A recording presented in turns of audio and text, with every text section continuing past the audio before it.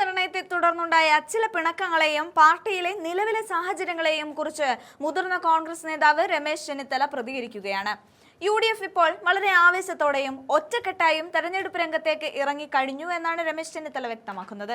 സ്ഥാനാർത്ഥി പട്ടിക പൂർണ്ണമായതോടെ പ്രവർത്തകർക്കിടയിൽ വലിയ ഉണർവുണ്ടെന്നും അദ്ദേഹം പറഞ്ഞു. ചില നേതാക്കൾ പാർട്ടി വിട്ട് BJPയിൽ ചേരുന്നതിനെ കുറിച്ച് ചോദിച്ചപ്പോൾ സീറ്റ് ലഭിക്കാത്തതിലുള്ള സ്വാഭാവികമായ നിരാശ മാത്രമാണ് ഇതെന്നും, എന്നാൽ പാർട്ടിയാണ് അവരെയെല്ലാം ഈ നിലയിൽ വളർത്തിയതെന്ന കാര്യം ആരും മറക്കരുത് എന്നും അദ്ദേഹം ഓർമ്മിപ്പിക്കുകയും ചെയ്യുന്നുണ്ട്. എൽദോസ് കുന്നപ്പള്ളിക്ക് ഇത്തവണ സീറ്റ് നൽകണമായിരുന്നു എന്നതാണ് തന്റെ വ്യക്തിപരമായ അഭിപ്രായമെന്നും ചെന്നിത്തല തുറന്നു പറയുന്നുണ്ട്. കഴിഞ്ഞ 10 വർഷം പെരുമ്പാവൂരിൽ മികച്ച വികസനം കാഴ്ചവെച്ച വ്യക്തിയാണ് അദ്ദേഹം. എങ്കിലും പാർട്ടിയുടെ അന്തിമ തീരുമാനം അംഗീകരിക്കാൻ താൻ എൽദോസിനോട് ആവശ്യപ്പെട്ടിട്ടുണ്ടെന്നും അദ്ദേഹം ഒരു കാരണവശാലും പാർട്ടി വിട്ടു പോകില്ല എന്നും തനിക്ക് ഉറപ്പുണ്ടെന്ന് ചെന്നിത്തല കൂട്ടിച്ചേർത്തു. കൂടാതെ കെ സുധാകരൻ കോൺഗ്രസിന്റെ കരുത്താണെന്നും അദ്ദേഹം പാർട്ടി വിടുമെന്ന വാർത്തകൾ വെറും അഭ്യൂഹങ്ങൾ മാത്രമാണെന്ന് അദ്ദേഹം ഒരിക്കൽ കൂടി ആവർത്തിക്കുന്നുണ്ട്. ചുരുക്കത്തിൽ ചെറിയ പിണക്കങ്ങൾ ഉണ്ടെങ്കിലും UDF ഭരണത്തിലേക്ക് വരുമെന്നും അർഹരായ എല്ലാവരെയും പിന്നീട് അർഹമായ രീതിയിൽ പരിഗണിക്കുമെന്നുമാണ് രമേശ് ചെന്നിത്തല മാധ്യമങ്ങളോട് പറഞ്ഞതിന്റെ സാരം. എന്തായാലും അദ്ദേഹത്തിന്റെ പ്രതികരണ വീഡിയോ മുഴുവനായി നമുക്കൊന്ന് കണ്ടു നോക്കാം. UDF ഒരു മനസ്സോടുകൂടി തെരഞ്ഞെടുപ്പ് രംഗത്തേക്ക് ഇറങ്ങി കഴിഞ്ഞിരിക്കുകയാണ്. സ്ഥാനാർത്ഥി നിർണയം ഇന്നലെ വൈകുന്നേരത്തോടുകൂടി പൂർത്തിയായി.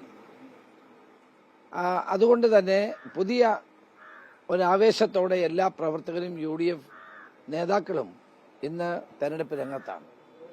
വളരെ ആവേശകരമായ നിലയിലുള്ള പ്രവർത്തനമാണ് ഞങ്ങൾക്ക് എല്ലായിടത്തും കാണാൻ സാധിക്കുന്നത്.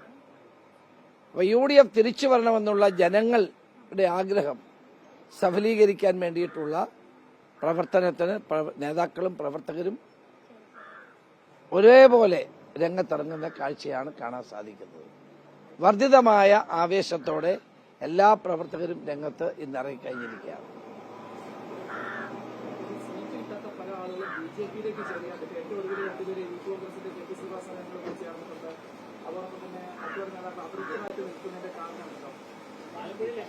MJ ജോബ് അടക്കം BJPയിൽ ചേർന്ന് ഇപ്പോൾ ആലപ്പുഴയിൽ മത്സരിക്കാൻ പോവുകയാണ്.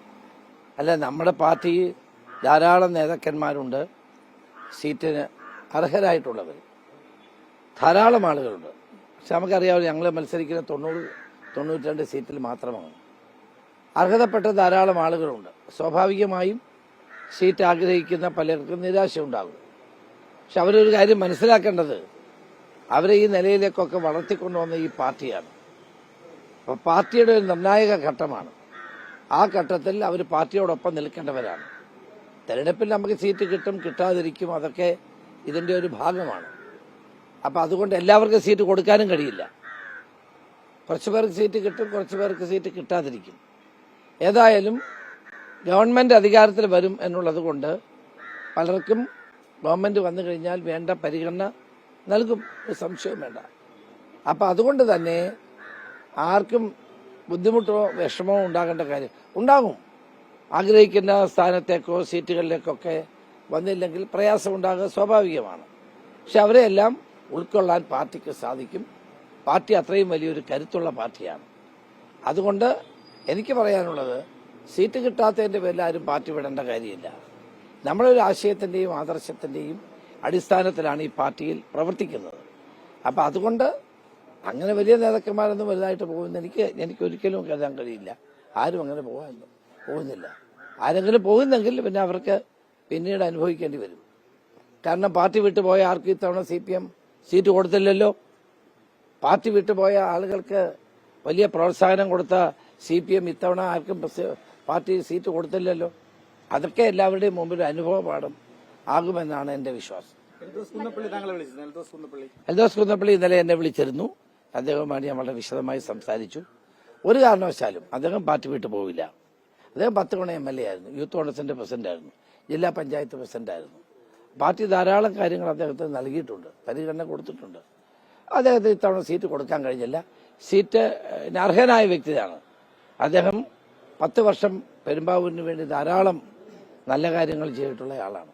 ധാരാളം വികസന പ്രവർത്തനം നടത്തിയ ഒരാളാണ്. കൊടുക്കണമായിരുന്നു എന്നാണ് എന്റെ അഭിപ്രായം. പക്ഷേ പാർട്ടി ഒരു തീരുമാനം എടുത്തു കഴിഞ്ഞാൽ എല്ലാവരും ഒരുമിച്ച് നിൽക്കും. ഞാൻ എൽദോസിനോട് പറഞ്ഞു, പാർട്ടി തീരുമാനത്തെ അംഗീകരിക്കണം, പാർട്ടിയുമായി ചേർന്ന് നിൽക്കണം. എൽദോസിനെ എൽദോസാക്കി മാറ്റിയത് ഇന്ത്യൻ നാഷണൽ കോൺഗ്രസ് എന്നാണ് അദ്ദേഹത്തോട് പറഞ്ഞത്. അദ്ദേഹം അത് അംഗീകരിക്കുമെന്നാണ് എന്റെ വിശ്വാസം. നിലവിലെ അനുകൂലമായ രാഷ്ട്രീയ സാഹചര്യം ഈ ഒരു ഡീലുമില്ല. സുധാകരൻ കോൺഗ്രസിന്റെ ശക്തനായ നേതാവല്ലേ. ഞാൻ ഇന്നലെ പറഞ്ഞല്ലോ, ഞാൻ KPC പ്രസിഡന്റ് ആയിരുന്നപ്പോൾ 9 വർഷം ജനറൽ സെക്രട്ടറി ആയിരുന്നു. അപ്പൊ അതുകൊണ്ട് അദ്ദേഹത്തിന്റെ കോൺഗ്രസിനോടുള്ള പ്രതിബദ്ധത അറിയാവുന്ന ഒരാളാണ് ഞാൻ.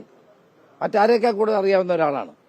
അപ്പൊ അതുകൊണ്ട് തന്നെ ഞാൻ അന്ന് നിങ്ങളോട് പറഞ്ഞില്ല, അദ്ദേഹം ഒരു പാർട്ടിയിലും പോവില്ല, കോൺഗ്രസ്സുകാരനായി തന്നെ തുടരും, കോൺഗ്രസിന്റെ കരുത്താണ് അദ്ദേഹം. അതൊക്കെ ഞാൻ പറഞ്ഞില്ലേ ഇന്നലെ രാവിലെ, അതൊക്കെ സത്യമായി വന്നില്ലേ. അതാണ് കോൺഗ്രസ്.